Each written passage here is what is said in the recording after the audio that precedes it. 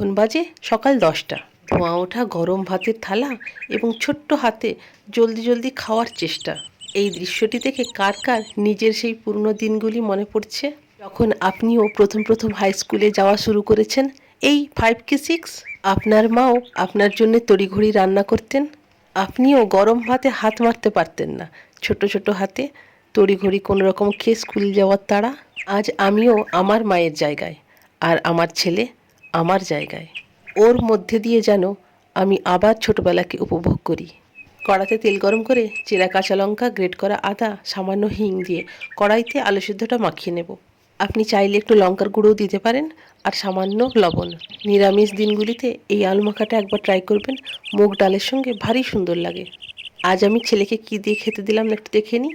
গরম গরম ভাত, মুগের ডাল, হিং দিয়ে আলু মাখা আর গরম গরম বেগুন ভাজা।